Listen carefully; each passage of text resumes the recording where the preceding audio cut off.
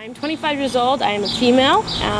What I do, I am a creative junkie of sorts. Ever since I can remember, I've been painting, singing, and slowly as I got older, it's been siphoning into singing and songwriting, playing piano, picking up any instrument that is cool and interesting, and the sound that it produces, to which it interests me, and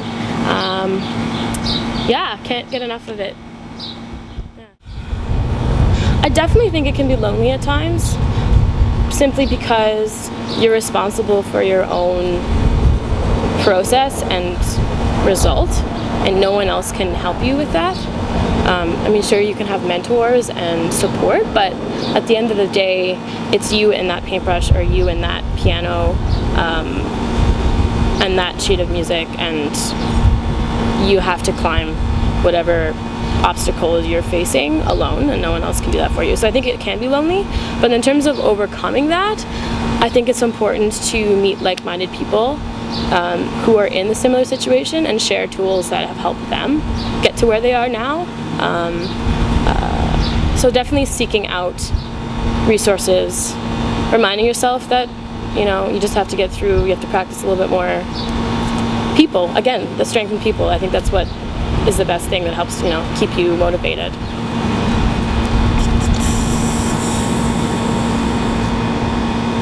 The smell of cooked onions. I love the smell of cooked onions because it reminds me of my kitchen and my family home. Or every mothering older woman that I think I've ever encountered has always somehow, and I used to work at this bakery in Kensington Market, and there was an old woman there, she must have been in her late 50s, who didn't really speak much English, but we always called her Mama.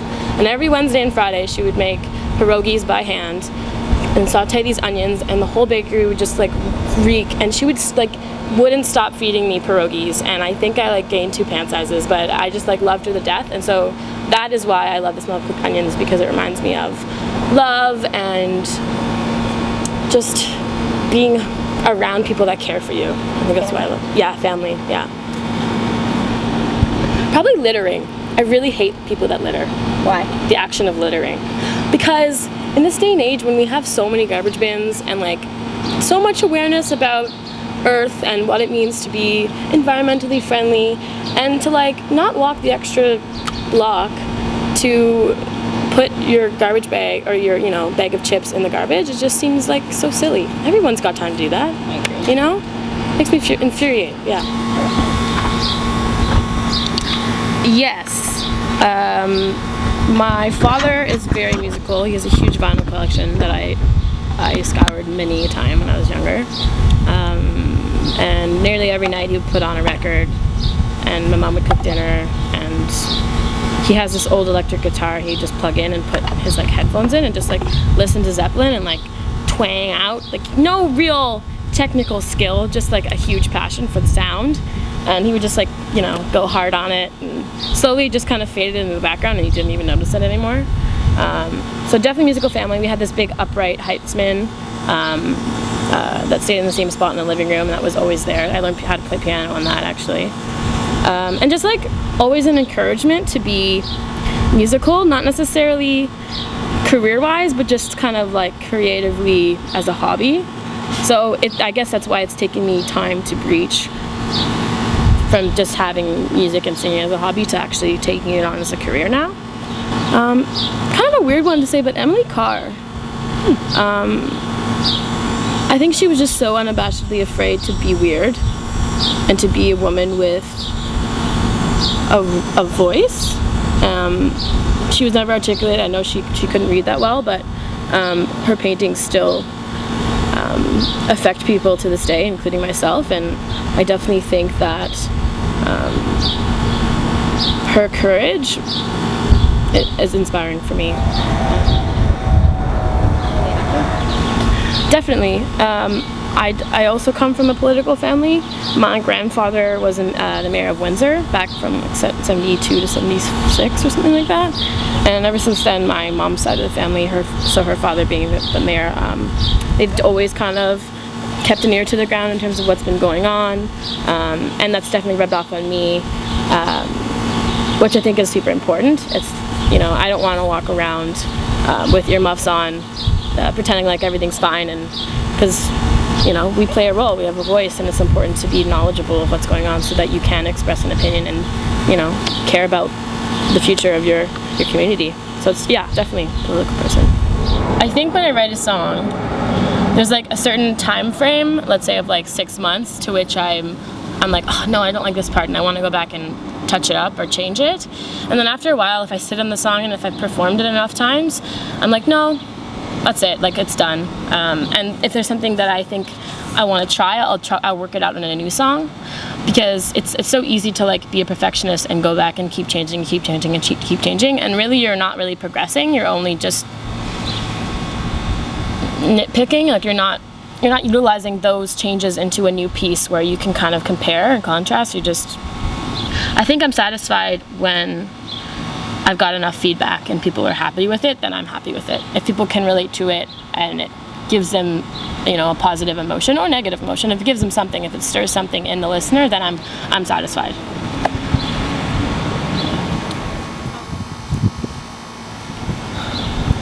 Oh, I'm gonna be super Pinteresty quotey, and I'm gonna say today. I'm gonna say today because you can't do anything about yesterday, and tomorrow's not here yet, so the most important day is today.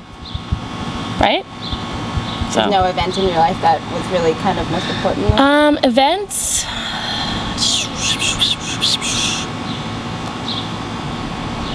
I don't know, it's hard to say. Maybe when I remember it, when I got into an arts high school in the city, that was probably a really huge day, because I remember screaming so loud that my brother ran downstairs thinking something was wrong, but I was just so excited to get into the school. So that was a big important day, because it definitely steered my knowledge of music and singing into a more prominent direction. Yeah.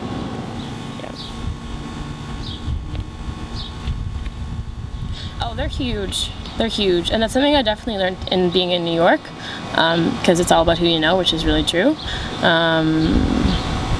Yeah, it's important to, every time you meet somebody in the industry, whether you work with them collaboratively or not, or you're just kind of picking their brain over coffee, it's really important to like maintain that relationship and be willing to, especially when they do you a favor, to help them out in return. Considering it's not really, as I said, beginnings of where I am, it's not really about money, it's more about just getting projects under your belt. So it's really important to foster those relationships and not forget what they've done for you, and vice versa. And in terms of utilizing them, I think it's good not to exploit them too much. Like when you go, let's say you go for coffee for, you know, a recruiter of a record label, and she's like, okay, you're not quite ready, your sentence not quite ready yet, and you're like, okay, well, can I have the number of someone who could help me out? Don't call them 7 times that afternoon and expect them to know what's going on. You know, you kind of have to just let things simmer for a bit, and, you know, not too much, not too heavy. So I think having a good social judgment and understanding is important, to know when, you know, when's a good time to call. Like an etiquette. Yeah, exactly. Be polite, be grateful, not too pestery.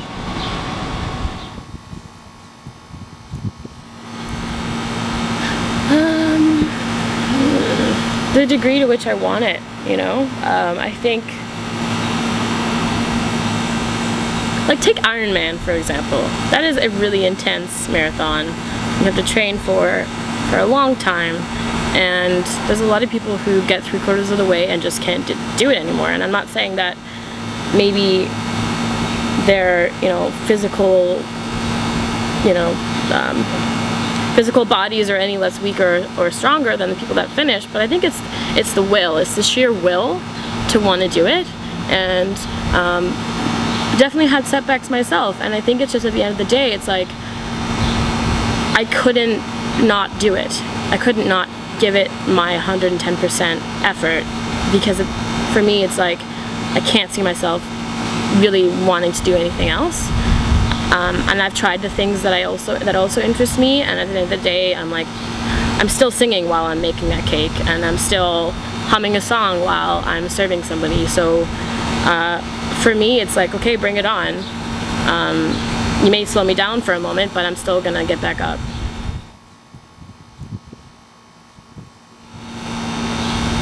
I would say peanut butter on its own, but peanut butter and banana, just nothing beats it.